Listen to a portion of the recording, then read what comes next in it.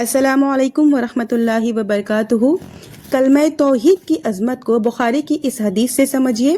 حضرت عبداللہ بن عمر بن عاص رضی اللہ عنہ اس حدیث کے راوی ہیں۔ وہ روایت کرتے ہیں کہ رسول اللہ صلی اللہ علیہ وسلم نے فرمایا، حضرت نوح علیہ السلام کی وفات کے بعد وفات کا وقت جب قریب ہوا تو انہوں نے اپنے بیٹے سے کہا کہ میں تمہیں 2 چیز کی وصیت کرتا ہوں اور میں تمہیں 2 چیزوں کے لیے منع کرتا ہوں، یعنی کہ 2 چیزوں کا حکم دیتا ہوں اور 2 چیزوں سے منع کرتا ہوں۔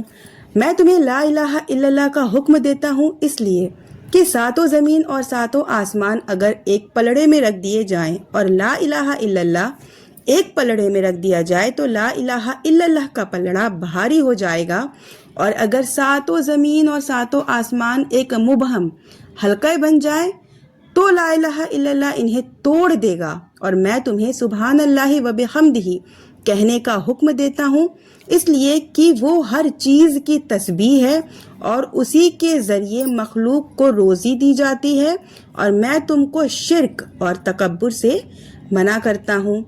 کمال توحید کیا ہے؟ کمال توحید یہ ہے کہ اس وقت توحید مکمل ہوگا جب اللہ تعالیٰ کی تنہا عبادت کی جائے، اس کے ساتھ کسی کو شریک نہ ٹھہرایا جائے، اس کے سوا تمام معبودوں سے بچا جائے، جیسے کہ اللہ تعالیٰ سورہ نحل میں فرماتا ہے۔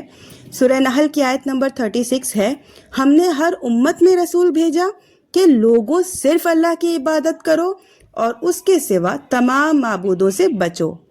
طاغوت ہر وہ چیز ہے جس کے ذریعے بندہ حد سے تجاوز کر جائے، چاہے وہ معبود ہو جیسے بت یا مطبوع، جیسے کاہن یا علماء جو اللہ کی اطاعت نہیں کرتے ہیں۔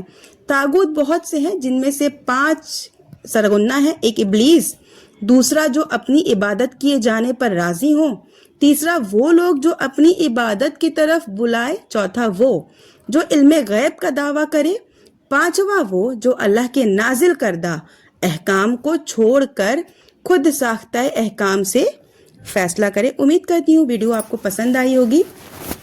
ویڈیو اچھی لگے تو لائک، شیئر اور اسلامک کوئز کے لیے فالو کریں۔